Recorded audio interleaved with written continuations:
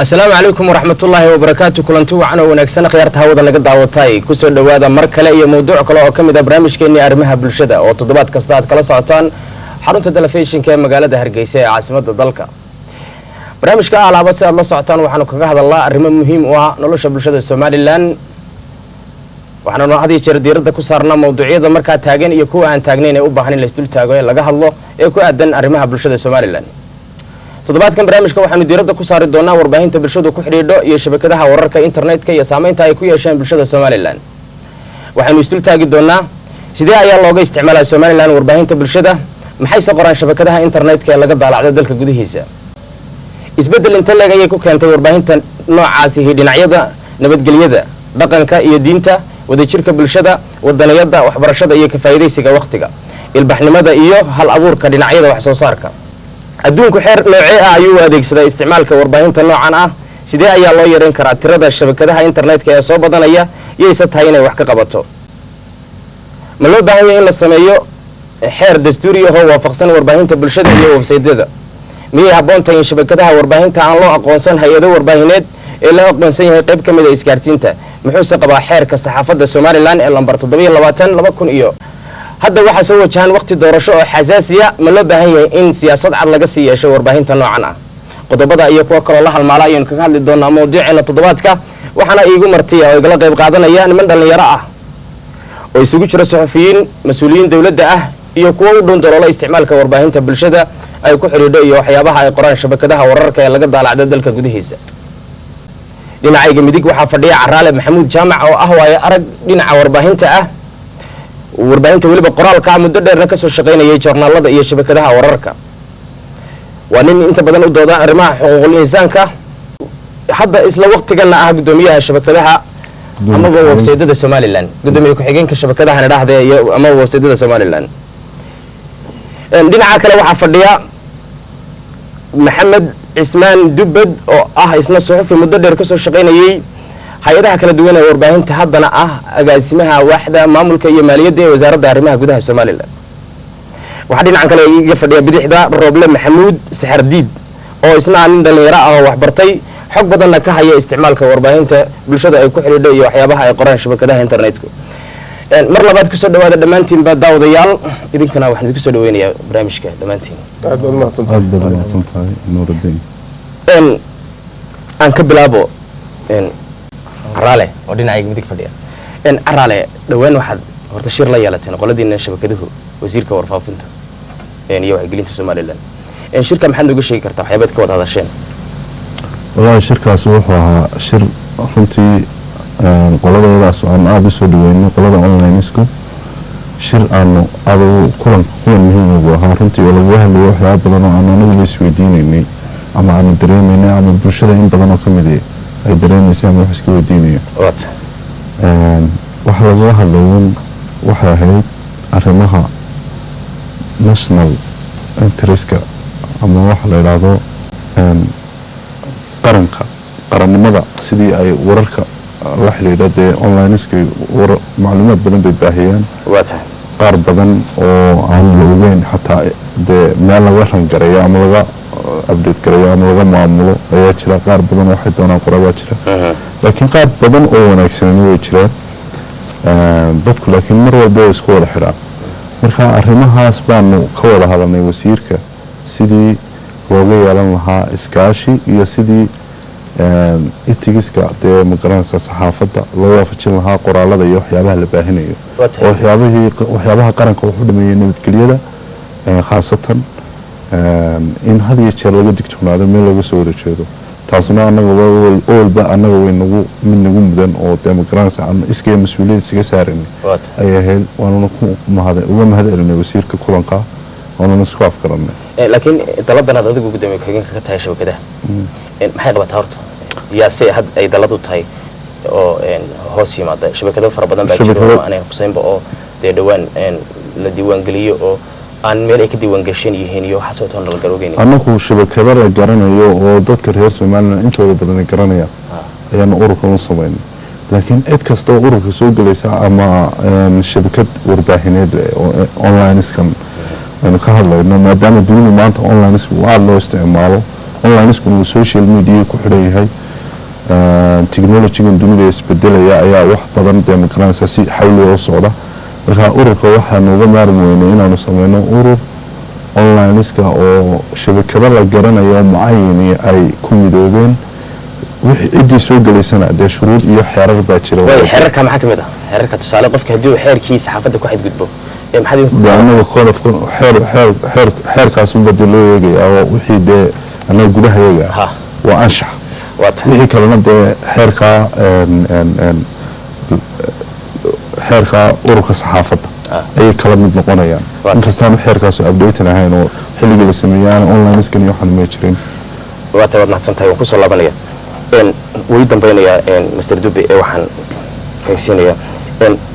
Roble adigu waxaad ka mid tahay kula dhalinyarada aqoon-yahanka ee inta badan xogta u haya isticmaalkan social media iyo shabakadaha laftooda bal waxaad aragti guud naga siisaa waxyaabaha iska bedelay intii Somaliland waxyaabaha iska bedelay intii ay social media hana qaadeen hadday noqoto Facebook iyo hadday shabakada noqotoba bismillaahi raxmaani raxiim horta adduunku dawo horumaraya hadda meel baa la maraya marar waxaa jirta aan xataa TV jirin maxaan ku idhahdaa oo newska iyo wararka qoraal lagu akhriyo jiray qoraal ay kusoo bixi jireen laakiin wixii ka dambeeyey maxaan ku idhahdaa laga soo bilaabo 2000kii iyo wixii ka dambeeyey revolution waxa dhacay ama kacdo xagga social media oo online-ka aad moodo in loo guuray oo xataa mararka qaarkood iminka dambeeyada waxa sii dabar go'aya joornaaladii la daabici jiray ee la akhrisan jiray iyo halkeena kaliya maaha ilaa dibadii ilaa Yurub ilaa markasta kasii dabar go'ay because gadgets baa sameeyay mobilada iyo smartphones kama wada haysta social media lagu wada xiran yahay qofku joornaalka iibsan lahaa maanta dhulka bebe jiray lahaa halkiisa muu ka akhriyaa halkiisa buu ayuu ka booqanaya marka horta wax weyn baa iska bedelay marka dhinacaas laga eego waxa kale iska bedelay waxa dumay wixii la oran jiray xuduudii ay lahayd media ayaa dumay oo especially gaar ahaan waliba markii social media soo baxay maxaan ku website-yada iyo ugu soo horeeyay online-ku markii dambe social media hasii jabiyay xadkii wixii la oran jiray baa baxay because maanta anigu tuuladan dowladda jooga adduunka ayaa website-kan doonan samaysanaya waxaan doonan ku qoraya yani process ama marayo oo la leeyahay kana qori kartaa ama censorship ama cid kale ama go'aansho kale ka qaadanaya ma jirto wixii waa online social media waa ka sii daran mobilka iyo baan ayman iska register gareeyay iska qoraya deena caalamku wax alla waxaan doono ayaa lagu sheegaya qaabka loo isticmaalo Somaliland looga isticmaalo iyo marka haday isbarbar dhigtay dunida sida kale looga isticmaalo maxad ku sifan lahayd sida Somaliland looga isticmaalo warbaahinta noocaas horta mar walba waxay ku xiran tahay bulshada wacyigeeda ayay ku xiran tahay inagu sidoo wax walba u abuse karayna umma tan u abuse karayna si khaldan ugu inta badan ugu isticmaalaa dadkana badan dad si fiican u isticmaalaa far badan way jiraan maxaan ku raadin laakiin waxa naga soo baxay because anagu waxaan bulsho burbur ka soo baxday qaxday dagaal ka soo baxday wax badan in kala isdhisayo oo wali ma garanaysa marka sida loo isticmaalo inaga lafteed wali la qabsiga horta meeshii ayaa jiray lama qabsanin laakiin waxa moodaa inagu wixii inaga social ahaan ama bulsho ahaan ina dhex yaalay baynu inta qaadnay online-ka inuu rabnay dad badan oo qabyaalad ku baaqay arkaysa dad badan oo amaan daro ku baaqay arkaysa dad badan oo xumaan ku baaqay arkaysa yani waa wixii inaga iyo maqaaxiyaha iyo suuqa yaalay online-ka dad badan oo naga mid u qaaday laakiin way jiraan dad badan oo dadaalaya oo doonaya inta badan sida wanaagsan u isticmaalaan maxaan ku yiraahdaa in way jirtaan lafteeda waa taad mahadsantahay adiga ku salaabanay Dube dad fara badan waxay qabaan waxyaabaha bulshada kala qaybiyay qabyaalada huriyay oo kale in social media qayb weyn ka yihiin adigana waxaad ka socotaa wasaaradda arrimaha gudaha horta aragtina ceeya maxaad sabab aragtaan isticmaalkan warbaahinta noocan ah ee shabakadu ka mid yihiin aad iyo aad horta waa mahadsantahay waana kaaga mahadcelinayaa barnaamijka waxaan salaamayaa saaxiibadii Araale oo haatuf ka soo wada shaqeynay Mr. Roble jaamacadii saxaafaddaanu ka soo wada qaran jabinay su'aasha haddaan soo noqdo runtii warbaahinta guud ahaan haddaan isku wada qaado dee waa wax loo baahan yahay sida la sheegay warbaahintu waa midi laba af leh oo kolba dhankii loo adeegsado inay tahay haddaba warbaahintii hore iyo tan dambe runtii aad u kala duwan tan markaan maanta ka hadlayna waa social media ama waxaa bulshada ku xidhiidha waxay u bixiyeen oo ugu horeeya Facebook iyo Twitter-ka iyo Google Plus iyo LinkedIn iyo waxyaalahaas Facebook ugu badan yahay adigu marka Facebook runtii ka ugu muhiimsan haddaba sidaa uu rabo saaxiibkeeba sheegay bulshadeenu waxaad moodaa in waxyaalo badan oo maxaa la dhahdaa ka dhex jiray maqaayadaha ama mafrashada ama bulshada dhexdeeda dhaqamo xun iyo kuwa wanaagsan bay Facebook u soo rareen dhinaca amniga kale oo aad tidhaahdo inaan wasaaradda arrimaha gudaha ka socdo wax badan oo mushkilada runtii social media ka jira beri dhaweed waxaa jirtay ninbaa wuxuu samaystay uu leeyahay waxaan ahay afhayeenka ciidanka booliska Somaliland markaasaa wuxuu soo gelinayay arrimo ciidaa ka badan oo booliska aan khusayno markaa amniga ku khalkhalidka uu ku siinayo macluumaad khaldan qaar kale oo waxaan nahay afhayeenkii wasaaradda arrimaha gudaha ama waxaan ka shaqeynaa wasaaradda arrimaha gudaha macluumaad baan gudbinaynaa markaa runtii mushkilad weyn bay amni ahaan nagu haysaa arrintaasi keligeena naguma haysee caalamka oo dhan bay social media mushkilad ku hayaan waa waxaa la control karaa mobilkaaga intaad gasho ayaad page samaysanaysaa pageka waxaad doontaad u bixinaysaa waxaad doontaana soo gelinaysaa qofba sawirkiisii la soo gelinaya qoraal baa lagu qorayaa aanu qofkaasi shaqo ku lahayn dadkan waxaa looga dhigayaa inuu yahay dee qof meeshan source-kan ay wax ka soo baxeen source amni ama source dee looga qaateena marka qaar waxaa siranio inkastoo dee dhanka wanaagsan ba ay badan tahay haddana waxa wanaagsanaan leh in xeerar loo sameeyo oo control loo sameeyo oo shirkadaha isgaarsiinta iyo maxaa la yidhaahdaa dowladduba wasaaradda warfaafintuba runtii arrintaa ay ka lahaadaan xeer caraale iyo runtii ururkooda muddo dheer jiray waa ururka mareegaha Somaliland runtii aad bay wax u qabteen laakiin haddana waxaa ka awood badan maalin kastaba website la sameynayo mushkiladda ugu weyn ee website-du leeyahay waxaa ka mid ah imika website baa dibadda inta badan laga leeyahay mushkiladda la dambeysay website-da la sameynayo tirada badan leh marba kusoo kordhaya dalkii aan la garanaynin qofkii lahaa iyo kii update gareynayay iyo tafatiraheedii iyo wariyaheedii toona ayay tahay wax ka qabato ugu horeyn mas'uuliyaddu waxay saaran tahay shakhsiga saaran tahay ka website kale bay saaran tahay waa muwaadin waa qof islaam waa inuu kala duwanaado adiga iyo qofka aan maxaa la dhahdaa islaamka ahayn ama adiga iyo qofka aan muwaadinka mid kala duwanaataan kow horta qofka saaran tahay qofku dawaa inuu garto inuu mas'uuliyad saaran tahay wax kasta oo aad tidhaahdana ilaahay ku weydiinayo oo islaamnimada horta lagu beesgarayo laakiin mas'uuliyadda ugu weyn runtii waxay saaran tahay wasaaradda warfaafinta iyo wacyigelinta oo ay hoos imanayaan dhammaan warbaahinta oo dhani mid madax bannaan iyo mid dowladdu leedahayba runtii inkastoo madax bannaanida saxaafadda aan marnaba la odhan karin dee wasaaraddu keligeed way maamuli karaysaa ama ayna ahayn badda inay maamusho haddana si guud wasaaradda warfaafinta maadaama qaran jira aynu nahay ay wada hoos imanayaan iyadoo ku dabagelaysa kuna gaargaraynaysa ku hogaaminaysa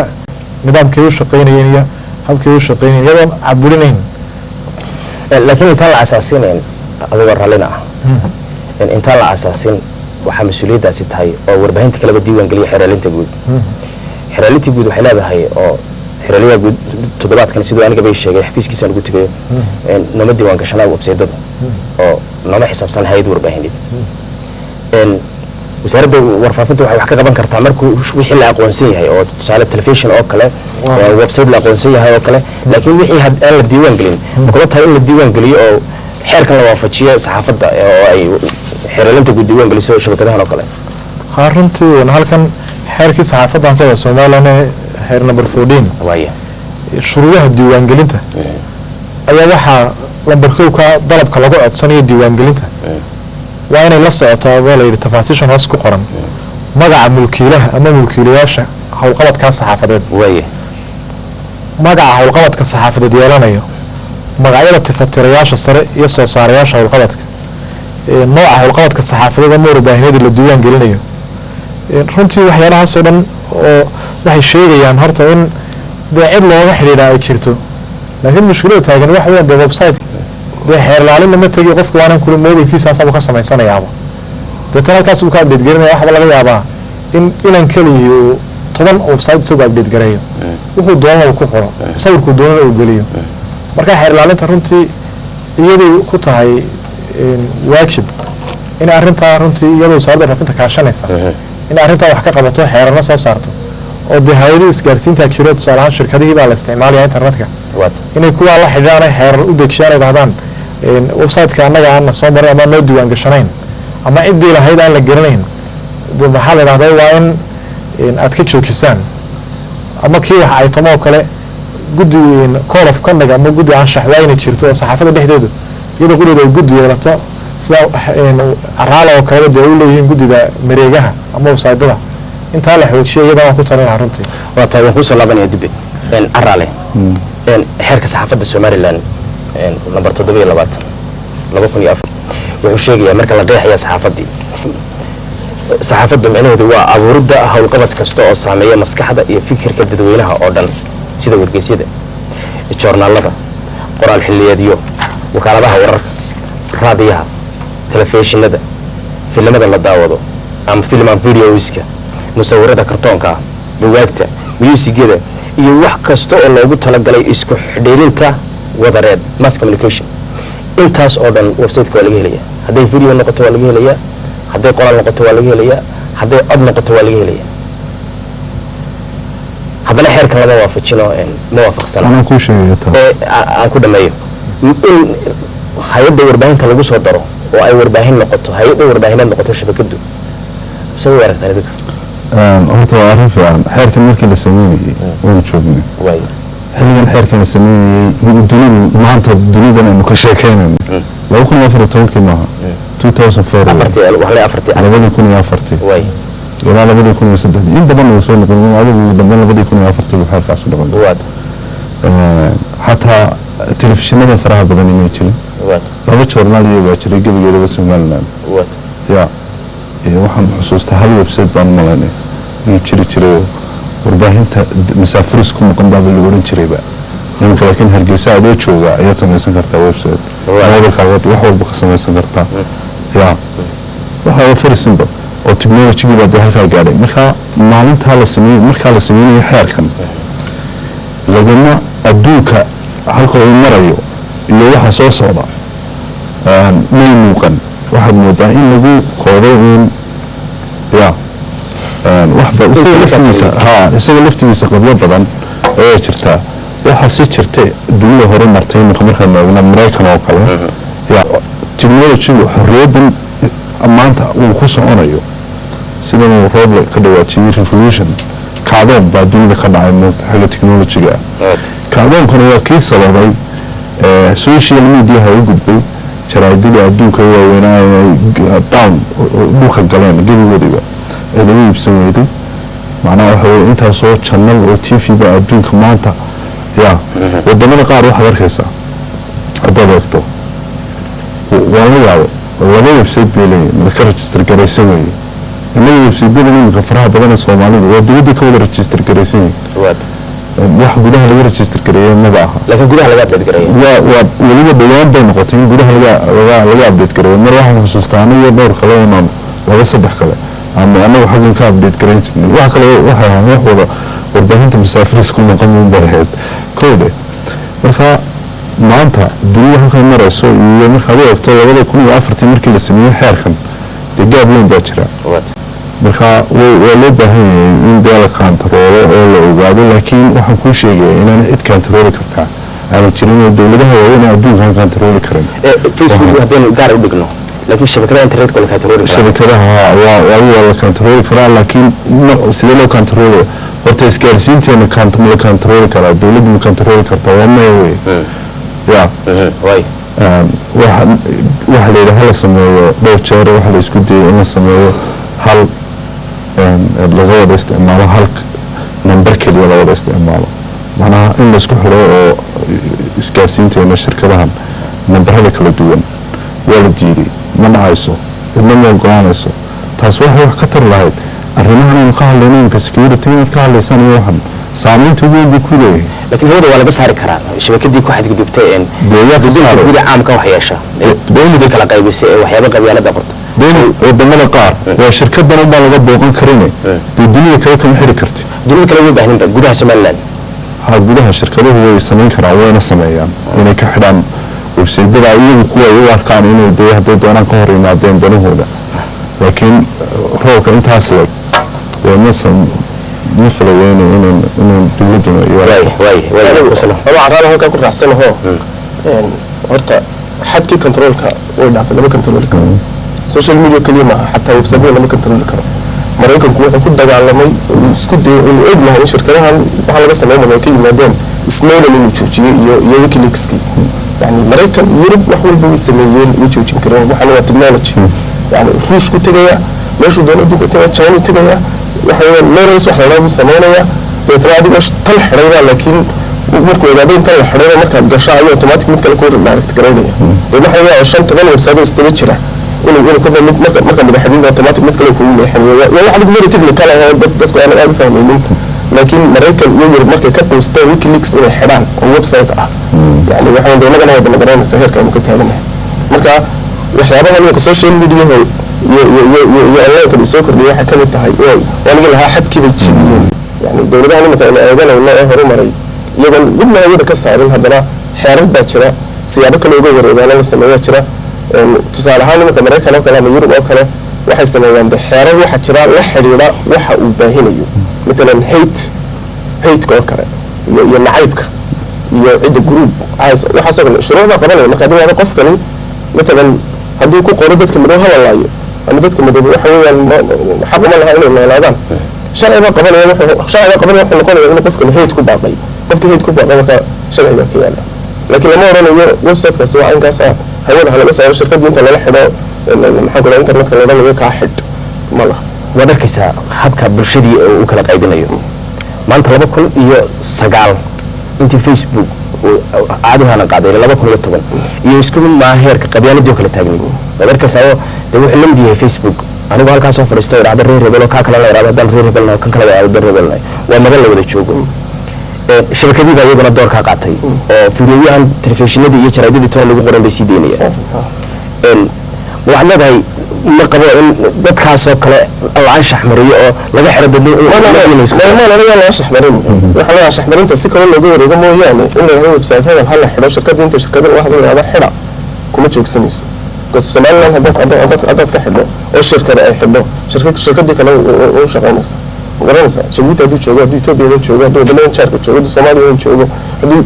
لما تذكر كل شيء قالوا كده جنب وحن كلام بين آخر سكة يجي ما كل حلال فكرة ده هذا اسمه كلام ناس يوم يحب يفهمني مرة حلا إلا يراقب حل ما هاي ولا ويب سايت كاسال حلو غرانس لكن وين الشروط أي قرطها عدي وحاسكو كعبة ونقصني ويجي لفت الغرباء الحاجة الدراسية تن بالشباب بس تعرف بقى وين السوشيال ميديا وقيبية وكقيب قاطي لكن بالشدة المركز هرب بسنتها لكن قيب سنتي تشتري أم بأونلاين خلاص قاعدة ومجي لما أنت مقاحين لسكوا عاية ترى فيسبوك لسكوا عاية هل كسوق لسكوا ترين ترى تويتر لسكوا ترين يا مدرسة ده من يصير في وفافين تبوا كقيب قاطي إحنا وقف بقى وحنا وجين وأنا ده حد ما عندك أنا واحد تشتري أنا ده ما أنت لقاعدة ما في ده بين لا برتاد جران صار مسؤولين أنت لساق قاعدة بين لا بس هذا الكود هذا كان يقول دوبل اللي واحد سوي وحنا أورانين وقدر حسب اللي يشتري لكن دراسات بيبقى أنت هاي حيبقى أنت شروط النوع أو نقص من كذا الشرع إذا ما قبلنا ممكن إنك في الصومال لنا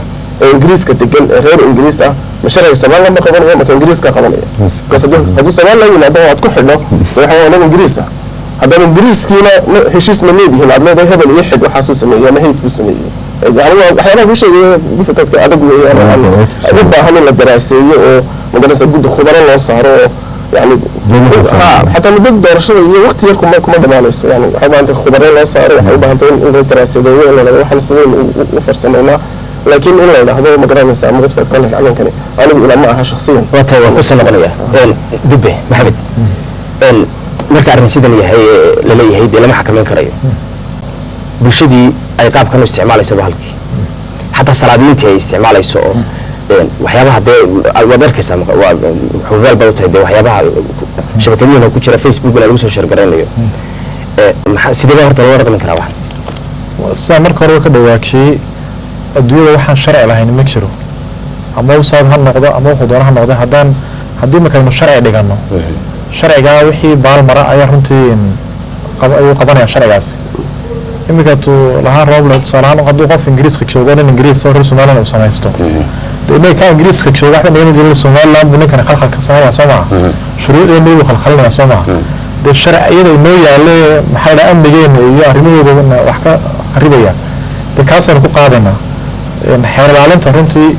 iyo hay-adaha garsoorka ayaa runtii inay arrintaa weliba xeer ilaalintu ay xooga saartaan runtii ku talin lahaa. iminka ingiriiska saaxiib kale la soo qaatay oo kale waxaa ka jireen horta xadhigga guud ahaanba anigu shaksiyan ma aaminsanin saxaafadda ama la xidho ama website laga xidho ama maxaa la yidhaahda la caburiyo. laakiin ingiriiska oo waddan innagana hore noo gumaystay iminkana wadamada adduunka ugu horeeya ka mid a xagga teknolojiyadii horumarkaba iyagoo ma xidhaan saxaafadda maxay sameeyaan shuruuc ay samaysteen. deetana iminka jariida mirror la yidhaahdo oo kale waan xasuustaa waxay sameeyeen waxyaalo privacy ama qofka u gaara ay daba galaan. deetana waxay soo sawirayaan qofkaasoo ama hudheel ka baxaya ama meel yaroo dahsoon isku qarinayay deetana markaasay soo dhigayaan oo soo bandhigayaan. qofka waxaa lagu samaynayaa maxkamadda runtii jirta waxa maxkamadda ka horeysa waxay leeyihiin guddi anshax marneed bay leeyihiin oo saxaafadda lafteeda guddigaasaa deetana maxkamadda u gudbisa. maxkamaddii waxay ku samaynaysaa ganaax. iminka tusaalahaan haddii la dhaho jariidada waxaa samaysa ama tvga waxaa sameeya sharcigaasaa ka yaala ganaaxa intaa leg baa la saarayaa. waxaa laga yaabaa inaanu websitekaas iskana bixin karinba ganaaxa jariidaasina iska bixin karin deetana marka iska bixin karin dooba xirmaysaaba iyada automaatikale isu xidhaysa. markaa sharciga in la xoojiyo ee runtii aana ku talin lahaa taasaana muhiima. tan social mediahana facebooka dee bejishka bejish badan baa ku jira. facebook wuxuu leeyahay meel looga dacwoodo haddii aad u gudbiso adig iyo institution dowladada aad tidhahdo arrinta noocaasa ee maamulayaasha facebook ka codsanayna inay wax ka qabtaan khaladkaasana lagu sameeyey iyagaaba xidhayaba uma u degaya. laakiin sanimka arrinta ku socoto innaga haddii la dhaha lamana xidhi karayo waxay doonana ha bataan ciidii ha ka bataan de waxaa laga yaaba in amnigiiba ay kala korogaan. waxaan intaa ku dari lahaa iminka waxyaalaha iskaga kan khaldan naga waxa ka mid a faallada iyo warka sida xeerka saxaafaddu uga dhigayo somaliland weliba xeerka la isku raacsan yahay aanay midigu diidanayn wuxuu sheegayaa waa in la kala saaro faallada iyo warka. innaga waxaa laga yaabaa laba ninoo suuqa ku murmay inuu qofkaasi dee nacayb uu qofkaa u qabo ama calow ka qaaday uu jariidadiisa ama websitekiisa uu wuxuu doono kaga soo qoro isagoo qofkaa faallaynaya warna waxaasi maaha. marka runtii arrimahaasoo dhan baa u baahan in wax laga qabto. saxaafadduna iyadu inay guddi anshax marneed ay samaysato ayaa runtii ku talin lahaa. xeer ilaalinta iyo hay-adaha garsoorka iyo hay-adaha amniguna runtii arrinta aada uga taxadiraan ay shuruuc sameeyaan baan runtii aan ku talin lahaa. araale shabakadihiinin iminka idinku waxaad tihiin dee dallada shabakadii isugu yimaadaan oo adigii baaba guddoomiye ku-xigeenkiiya markaad aragtaan dee shabakad si xun u dhaqmayso oo waxyaaba aan dee habbooneyn qorayso oo fidiyoyo aan habbooneyn soo dhigayso oo dee xeerkii saxaafadda caalamka iyo kan somalilandba ka baxsan u dhaqmaysa maxaad ka qabataan? de horta shabakadaasi waa inay noqoto horta qaar dee way jiraanba aanu la xidhiidhno aanu idhaahno ruuxaasu dee kuma ficna ama talooyin aanu siino ama de magaranaysa oo annagaa dee taas magaranaysa isku inta badan annagaa ismonitor garayno dee wixii khalada waanu isku sheegnaa. laakiin inta la kantarooli karo dee wax loo sheegi karo ayaaba dee ciidda ka badanoo boqolaal baa jira aanaan garanayno aanu aragno ama magaranaysaa oo cid maamusha iyo cid waxgelisatoona aan la garanayn aanan ka warhayn. mana jirto cid kantarooli kartaa runta marka laga hadlo oo sidaa reerlaba kuu sheegayay waxa weeye waxaan dunidii ka dhigan juulo marka waxa weeye dadkeeniba laakiin innaga mujtamaceena ayaa waxaan halkan ula guuray waxaan waa dee tadawurun soo kordhay laakiin sidii khaldanayd un baynu adeegsan. waaya arale ma waxaad u doodaan un xuquuqdii shabakadda iyo saxafigii ka shaqaynayay mise waxaad samayn kartaan dee in aad wax xeera ah haddaad xeer ilaalinta ula tegaysaan haddaad xukuumadda ula tegaysaan haddaad baarlamanka ula tegaysaan inaad wax xeera ka diyaarisaan oo shabakadii cusbayd ee la furay ee aad aragteen haddii aanay xeerkaa waafaqsanayn aad idinku iska gudbisaan tiraadaan shabakadaas annaga shaqa naguma le daladeedana ma hoos timaado dee wixii tallaabaad ka qaadaysaana aad laga qaado. annagu taa shaqa kuma lihin de waaya annagu dadka ma kantarooleyno annagu ciddii website samaysanaysa ciddii timaado un baade ciddii annaga tiraahdaaynu kusoo biirayna oo waxaanu kusoo biirayna ururkeena oo aanu ka mid noqonayna in baanu eegaynaa sharcigeega inuu xeerarkayga inuu aanu ku dabaqayna leenahay dee xeerkan saxaafadda oo kale waa code of conduct weeye waa xeer anshaxoo dee gudaha dee magaranaysa wax iska macruuf inaan dee dhaqanka iyo ku baysgaraysan iyo mujtamac mar walba xeerku waa inuu yahay mid dabaqaya dee bulshadan dhaqankeedii iyo magaranaysa diinteeda iyo waxyaabo ka hor imanaya caqiidadeeda iyo waxaasun waxna wax dee standardahoo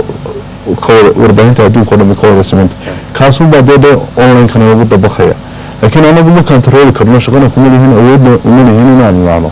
website-ka dawladdu waxa ka qabato oo taas waa roon shaqada kuma lihin anagu xaqna uma lihin laakiin ciddii nagu soo biiraysa naga mid noqonaysa inbana soo dhaweynayna eegeyna lana warqaama kuwa naqnayna halkaas ugu manfacaya isku aragti mana haddaad eegtid dhaqankii dhinacii diinta oo kale horta dhaqankaynu ku ekaano dhaqankii maxay iska bedelay intii dadku ay isticmaalayeen shabakadahan iyo social media dee horta waxa ugu horreeya taabatay waa dhaqankii sidaa aynu u leenahay wax fara badan bay ayay dhaqankiina u taabatay qofkii markay noqoto tusaale ahaan dharkii oo kale dee simbali waxa uu ku jiro because waxaan adduunkii oo dhan ba saa raali sheegay isku xidhan oo tuulo yar ah dee maxay kolba style baa soo baxaya kolba qaab loo feedhaa soo baxaysa kolba qaab loo labistaa soo baxaya kolba dhar nooc la xidhaa wixii mobilka yar buu kugu jiraa imika uma baahnid inaad injaraada laga soo diro halkaasoo dee inaad wixii ka eegato wixii dhan mobilkaaga yar iyo inta yar buu qofkii ka arkaya oo inaga mushkiladayna haysata waxa weeyaan qof waliba meesha uu tago dhaqankeeda buu qaataa يعني ودما فرق بدنا مثل الهند يوكل يو توبي مشاركة حتى يو ودما إيشيان كاس أردن بدن كودو يكون دكين حاولنا هدي وكل شيء مريكان ونلش يسأردن شو جي هذا نبدأ كيسي ودن كيس كحرة اللي ما يسبدلين اللي ما يسبدلين إلا لكن مشكلة دي إنه حواليا واحد كحرة من مرة ماشي عين التجمع مرة حواليا طفل عربات أنا خميس يا محمود بوسته كليا محاكل على راح قاعد البيت كتر سوى تشين ستايل يا قاركت ساقي بان سحرم بلي مدان يعني ده ممكن مركه لكم لبس كم بمركه على العالميه مسمى لك يعني تسالك كل سوق عادنا تيم بدات السوشيال ميديا هنا وكقيب قاتين سدي marka keenli baa meesha ka maqan waxa maqan cidii barnaamijka dhaqan keenli meesha ka maqan lahayd soo saar lahayd dadku ayaan ka arki lahaayeen magarasa maanta online bala wada xataa ummadii kale ay eeg lahayd dhaqanka sidoo eeg yahay sidoo yahay ayaa meesha ka maqan markii la kamida music baa soo hoosgaleeyahay sifanki baa soo hoosgaleeya wixii dhawaad aragtay sawirradii iyo dadkii oo habliyo sawirayo oo waxa inta badan la aqoonin baa jira wixii waxa markaysa soo dhex taarka ya aroos aan dhicina wiil ka hor loo soo hambalay leeyahay habliyo xaaskiis ma iskuusan kamayso marka dadaan garabkiisa sii haysta waxa marka hore la dhaqan ahaan aan dhici jirin ayaa imka lagu dhiiraday oo dhacay oo isbedelay marka tusaan ma soo qaadanayo laakiin yani wixii kala dhan way ku jiraan wala saar watayn dibbe wataasoo xagga dhaqankii iyo xagga nabadgelyadii iyo hal maanta dib ugu noqdo raleegaho oo markii hore doonayeen soo dhax kale waxay tahay shuruucda marka ka warramayni sida uu sheegay dibba xeelaalintii hadday leedahay annaga website-da nama wax saabsan warbaahin ya de horta taaliftada mushkiladda yani maxaa laga cabanaya haddaad u ictiraafsaneen inay tahay warbaahin maxaad uga cabanaysaa marka horta waa inaad u aqoonsato waxaan inay warbaahin yihiin adduunka oo dhan bay ka yihiin dabeedna markaasaad shuruuc u samayn kartaa laakiin waxaad leedahay sharciga kuma aqoonsanid warbaahin yani sharcina uma samayn kartid because ma aqoonsanid garanaysaa kamana caban kartid because ma aqoonsanid marka waa halkan leeyahay waxaan u baahanay shuruucdeeda inaynu waqtigan maanta aynu marayno aynu ku salayno xataa haddii xilli hore la sameeyey waa la update garan karaa oo waxba laga bedeli karaa marka waxay u baahan update garan xataa xafiisyadan sida wasaaradda arrimaha gudaha oo kale booliska oo kale yani waxaa jira qaab loo baadho maxaan ku idhahdaa wadamada horumaray waa lasoo helaa qofkii ama cid iska dhiga ama personality sameeya waa lasoo helaa ko software jira qaab lagu baadho jira aqoon baa jirta aqoontii baa lagu marka inta jaamacadaheennina wada business administration iyo xal qaadanaya iyo IT yani waxay ahayd inay inagu lafteenu maxaan ku idhahaa saxaafadda lafteeda la dhiirigeliyo oo wasaaradda lafteeda ay raadiso oo ay tahdo aqoonta noocaasa cid bay daran kartaa workshop maxaan ku idhahaa scholarship bay usoo raadin kartaa inay waxaa soo bartaan aqoontaas soo noqdaan dabeetana markaa wixii monitor gareeyaan qalabo lagu shaqeeyaa jira wax fara badan baa jira marka wax badanoo waxay naga maqan imika socdaa waxaan moodaya in xilli yar horeeya weli soo yar gurgureen insha Allah gaari doonaa laakiin waxaan u baahnay dadaalkeedii watayn aan ku soo noqdo dibbe hadii jeer gurbadan iyo ururada laga sameeyo Facebook oo kale waxaa jira dee gruubo fara badan oo magac qabiil oo kale loo isticmaalay sida Hiblaayo oo reer Hebel oo kale dadka qaar baa waxay leeyihiin dadkaas sameeyay Somaliland ma oo meelaan Somaliland ahayn baa laga sameeyay gruubkan reer Hebel baa loo bixinayaa waxa ka socda doodo yar yar oo qabiil iyo ku saabsan wax noocaas waxyaabaha idinku ma la socotaan dema tahay inaan talaabo laga qaado oo cidii khusaysi loo gudbiyo oo wixii laga qaban kara laga qabto illa amaankii iyo bulshadii iyo baysi kala qabanaysa amaankina wax bay yeelaysaa runtii saad sheegtay way jiraan imika magacyo qabiil iyo magacyo kooxaha runtii inta badan ay ku samaystaan dadka samaysanaya garan karmayso aanay kulaha qof kasta moolkiisu ka samaysanaya waa tahay marka guud ahaan wasaaraddu wixii amniga khalkhalinaya waxaa jira dambi baarista qaybta CID-da waxaa jira sirdoonkii waxyaalahaas oo runtii way daba galaan muddada doontaa qaadatee qaar badan aan ku guulaysanay wax laga qabtaana oo ama la baabi'iyo ama laga xidho way jiraan oo dadka faafinaya oo kale imika arrin yar baa meel ka dhacayso dadana way sii weyneynayaan imika maalin dhaweyto dhacdadii u dambeysay waxay arrintii berbere ilaahay u naxariistay lagu dilay taliyihii runtii wasaaradda arrimaha guduhu wasiirka arrimaha gudaha mudane cali maxamed arcabdi hogaaminayo oo kii ay tageen berberey tageen halkaas wasiirku fadhiistay ciidankii baa la diray go'aal weyn buu runtii wasiirku sameeyay waa tii la soo qabtay nimankii gacan ku dhigliyaasha muddadii ay socotay arrintaasi hawsha lagu jiray arrintiiba la qaban lahaa dad baa social media isticmaalayay gaar ahaan Facebook oo dadka qaar ku eedeynayay oo lahaa cidaas ka dambeysay cidaa kale ka dambeysay marka runtii dhibaatooyin badan bay arrimahaasi runtii ay ku keenayaan waxaabay fashilinayaanba ama dhaawacayaanba howlgalkii aad ku jirtay dawladdu ay amniga ku sugaysay ayaa marka dhinacyada laga soo dacfururo mushkilad way ku keenayaan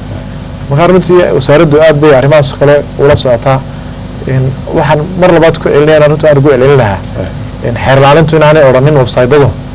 hay'ad warbaahineed maaha maanta adduunka oo dhani Jazeera iyo CNN baa ka mid ah kuwa ugu waaweyn ee BBC-da shirkadahana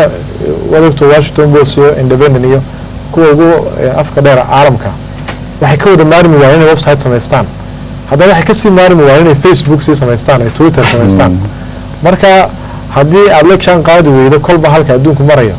oo tiraahdo anigu warbaahin ma aqoonsani website oo Facebook ma aqoonsani page-kiisa warbaahin diwaayo maxaad warbaahin jaraadkii maxaad ka qaban karaysaaba oo tana ka badanba waxa laga yaabaa 100 website inay mar kaliya ay samaysmaan haddaan xeerar iyo shuruuc aanay xeerlaalintu u samayn runtii waan kula talin lahaa iyo runtii dadaalaya xeerlaalintu dad badan oo waa aragnay marka la keenay tusaalaan waxaan soo hadal qaaday oo kale agaasimaha guud ee hore Mr. Cabdisamed Cumar Baal ninkaas oo sharci yaqaan ah imika xeerlaalinta dariiqanka gudba xafiiskiisa sii jooga ninkaas kale runtii waa nin wax badan ka qaban karaya xeerlaaliyaha guud oo kale waa nin runtii waa araga dadka aqoonta leh inta iskaashadaan in shuruuc loo sameeyo saxaafadii ta socialka iyo ta kaleba ay runtii ku talin lahaa way dube xeerka saxaafadda marka diiwaangelinta laga hadlayo qodobada diiwaangelinta khuseeya waxay sheegayaan xataa haddii hay'ad dawladda ka mid ah ama wasaaradda ay samaysanayso meel ay warkeeda ku fidiso sida page oo kale inay iska soo diiwaangeliso oo xeerlaalinta soo sheegto waxay leeyihiin taliskii ciidanka loo sameeyaa fayeenka ciidanka mid baa samaysay wasaaradda arrimaha gudaha idinku ma leedihiin kana aad leedihiin ma yahay mid sharci la garanayo oo dee xeerlaalintii og tahay si loo ilaaliyo oo kan kale ee samaysanaya looga garto runtii markii hore afayeenka maxaa la dhahdaa booliska ayuu mid samaystay waxyaalo badan oo khaldan ku faafiyay mar wuxuu iska dhigay taliyaha ciidanka booliska oo afkiisa ku hadlay taliyuhu taa kii hadlay shirkii qabtay yiri anigu page kaamalihi booliska waxba kuma faafiyo adu markii dambe waa loo sameeyay boolisku waxay leeyihiin qayb u gaar ah Facebook iyo social media ay ku baahiyaan wasaaradda arrimaha gudaha soo kala way leedahay page bay leedahay marka kii saxda ah kii kale hadaba si loo kala garan lahaa ay mushkiladu ka taaganto waxa inta ka dhacaysa inuu qofkii doonayay wax xumeeyaa intuu sawirradii halkan yaallay soo qaato oo iska dhigo maxaa la yiraahdaa inuu yahay wasaaradii ama booliskii laakiin waxa lagu kala saari karayaa xagga taariikhda iyo dheedka uu samaystay waxyaalahaas oo dhan marka runtii sirdoonkeena iyo waxyaha dambi baaristuba arrimaha aad bay inaha ugu hayaan laakiin kaliya waxa ma qaban karaan haddii bulshada ku dheedaan xil isa saarino ama qofkii dareemin inuu amnigan aynu ku wada fadhino maxaa la si ugu dhisay dan ugu jirto waayahay waan ku soo laabanaya araale warbaahintan shabakadaha iyo social media horta social media inuu joogo Facebook oo kale ba social media inagu naqaanaa iyo Twitter oo kale laakiin website-ka markaan ka hadlayno miya haboonta website-ka la yiraahdo hay'ad warbaahineed ma oo wuxuu mid yahay isgaarsiin oo kale oo isagu isgaarsiintu raacsan yahay maamay horta arrintaas waxay ku tusaysaa sida ay dadkan waxay marayaan 1900 dadkuna wuxuu maraya halkuu maraya wada aragtaa waxa taa ka markhaatiya jawaabaha ay bixinayaan technology-gan dunida waalay tadawurkan iyo waxaan dunidu ay gaadhay waxay ku tusaysaa halkay inaga taagan yihiin marka dadkii iyo waxa kala dheeraynayaba iyo dadkii xukumayay xukunkaayay iyo dadkii bulshadii ayaa kala dheeraynaya bulshadii way ka dheeraysay dadkii hoggaanka u ahaa tusaale ahaan wanaanku kuuli xeeral inta waxa ku tiri anagu ma aqoonsanin oo ma haysano warbaahin macnaha adduunka lama socono way dunida lama socono waxa ka socda way mar haddaan aanu aqoonsanayn internet-kan iyo waxaan aanan aqoonsanayn website-dadan dee saamaynta ay dunida maanta ku leeyihiin iyo arrimaha gudaha inay yeeshaan waxaan arrimaha dibadda yeelato department oo monitor gareeya waxa Soomaaliland laga qoro wasaaradda warfaafintu sidaas oo kale wasaaradda arrimaha gudaha security ay qayb noocaas yeelato waaxdan ay jirto oo ay dhisnaato waxaan xusuustaa bir dhaweed anigii Rooble ninka saaxiibka Rooble anigoo ina sugeen labadeedaba isku dareen baan ka noqonay barnaamij BBC-da ka socday inaan anagu ka jawaabo ka bixino ilaa apologize ninkii BBC-da ka haysta departmentkaas inoo soo wada diray 3 nin baan ahay isma moogeen dareenkayga ayaa na kulmiyay waa shaqadii qaranka ay u qaban lahaayeen kuwa mas'uuliyiinta waa annaga isxilqaanay Rooblaha ka dhaxgala way qabtaan laakiin se idinka qudinood ku mahadsantiin laakiin way qabtaan runtii way ka hawl galaan waxyaalo badan oo ay bulshada weyn oo dawladdu ay kaga gudban tahay baa jirta bulshadeeda oo aanay bulshadii aanay runtii aanay la soconin marka lama oran karo dawladdu wax kama qabatay idina runtii muwaadiniinta kaalin bay ahayd dawladdu bulshada runtii waxa la kala dheeraynayaan way wada socdaan dawladda waa ka horeysa waxa la Rooble Mr. Rooble adduunku xeer noocay buu isticmaalaa walaal American baa laga isticmaalaayo Ingiriis oo kale xeer noocay buu warbaahinta noocan kula dhaqmaa horta adduunka waxa lagu kala socdo wax xeerar يعني هبل حدنا لقما صعدو ويب سايت حدنا لقما صعدو كاسيين نسو قلنا لقما صعدو لكن شروع عندك اللي حكتها شروع داس ونبا مركا عدي تشبي سنة وحاول تعلمون دي عقابتي وليدون والله هين وروح هبل اللي نقد يعين كنا صدق هاد لو قاضية يعني حديك الله يبقى بدك كبقنا يعني حد كبحانو محن كل هذا هاي مركا شروع دو كون مركا ولا شيء وحويا هذين نقطة ده شرعي أما يستيوان قلينيد هذا نقطة حرارة الصحافة ده مشكلة إنها هي حوالي الحرارة كيمي أردن أيام وضع قبيعة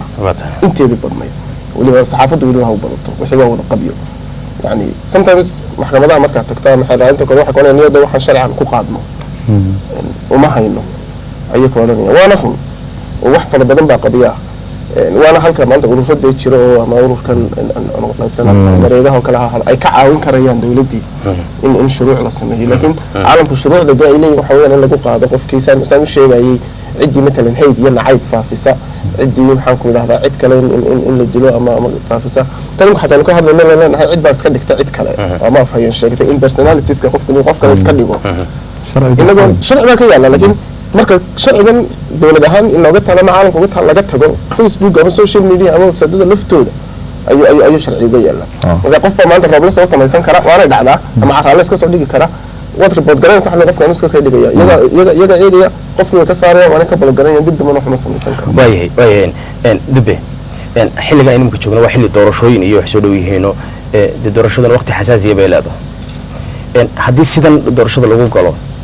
oo social media qaabka active ka u shaqeeyaan kulli waxa badan amaanka aba ay khalkhal gali karaan marka ma loo baahan yahay siyaasad laga sii yeesho oo xeer loo sii sameeyo iyo siyaasad cad oo lagu sii maamulo waana doorashooyin galeynaa runtii doorasho waliba isbarkano golihii wakiilada iyo madaxweynaha mar wada dhacayaan xilligaas oo kale sida shirkirta markaan saxaafada ku jiray doorashooyin ku dhici jireen guddi baa la sameeyaa guddida anshaxa la dhaahdo guddigaas waxay ka kooban tahay commissionka doorashooyinka iyo arrimaha bulshada iyo saxaafada madaxdeeda marka runtii guddidii in la sameeyo la xoojiyaan runtii ku talin lahaa khalkhalna runtii nagu keeni mayso ilaa waxaan ka baryaynaa inaan wax khalkhal nagu keenin wasaaradda arrimaha gudaha iyo dawladduna feegshignaan bay ku jiri doonaan laakiin wax walba saan hore u sheegay in xeerar loo sameeyo baa muhiim ah xeer cusub oo imika degdeg loo sameeyo lagu degdega waxa ma sheegay laakiin mid laga fiirsado oo runtii wax kaga qabtaa ayaan ku tagan lahaa waaye araale dadka qaar waxay qabaan doorashadii 2010 oo kale dhacday sidan warbaahinta noocan active ma yahay soo ma shaqeyneen hadda waxa loo baahan yahay in uu yaraan Facebook hawada laga saaro 2 bilood ka hor ama inta doorashadu ay soo socoto ra'yiga maxad ka oran lahayd waa arrin khaldan arrintaas oo in hawada laga saaro maaha waa halka kaliya macluumaadka iyo bulshada ay wararku kala helayaan laakiin inagu dunida oo dhan wax ka jiro dad si khaldan ama afkaar khaldan ama waxyaabo khaldan ku baahinaya way imanayaan wayna jiri doonaan laakiin in hawada laga saaro maaha waxaan si ognahay oo aan la iska indhatiri karin ama muuqata xilligaa sidaad u sheegtay 2010 social media dadku sidan u isticmaaleen inkastoo weliba aynu inagu sidan imanka aynu ku jirno uu internetku leeyahay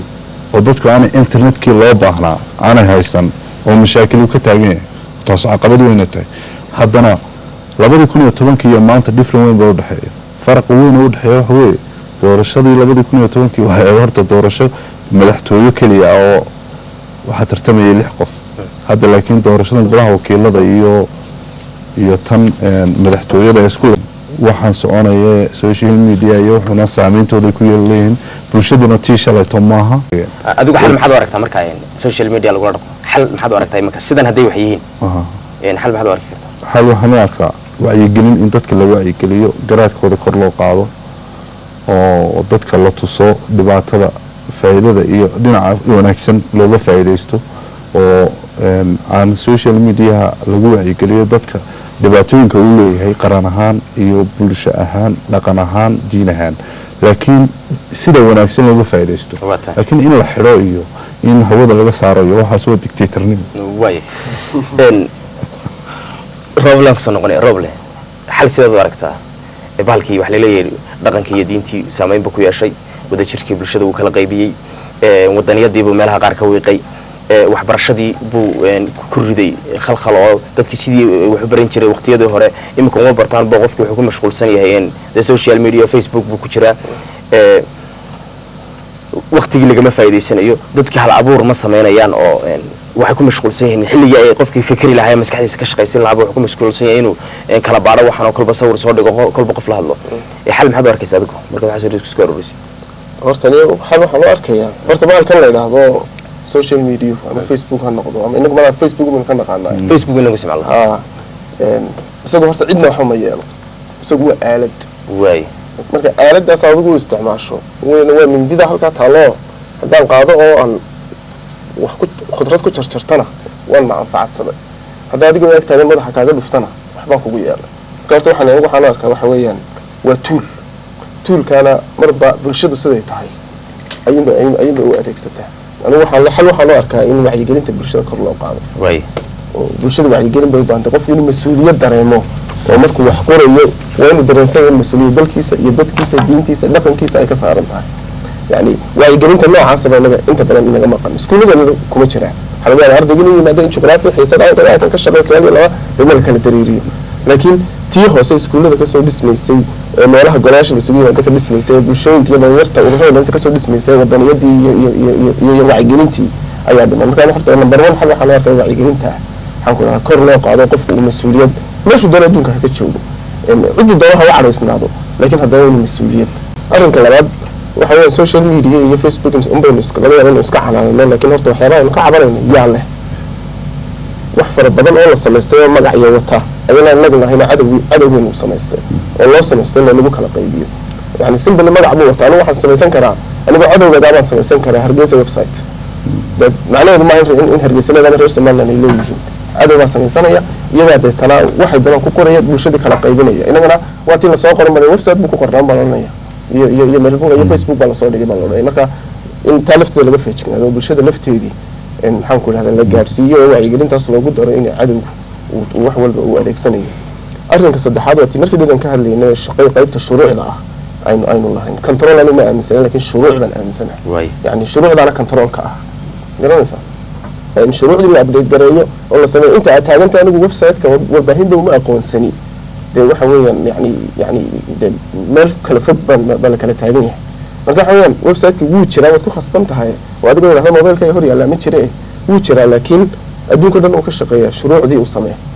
way sahlantahay caalamka oo dhan shuruucda wada sameeyeen dhowr wadan baad shuruucda soo qaadan kartaa waad sugiin kartaa wax adigu adleed baad ka dhex samaysan kartaa oo contextkaaga iyo dad khubara un baad u diraysaa way sahlantahay garanaysaa marka in xagga shuruucda laga soo galo oo shuruuc adag loo sameeyo oo maxaan ku yidhahdaa dee xeer ilaalinteena iyo maxkamaduhuna marka ay ku adag yihiin shuruucda aynu sidooda ay u fuliyaan ciddii jebisa in halkaa laga soo gala baanu arkaa anugu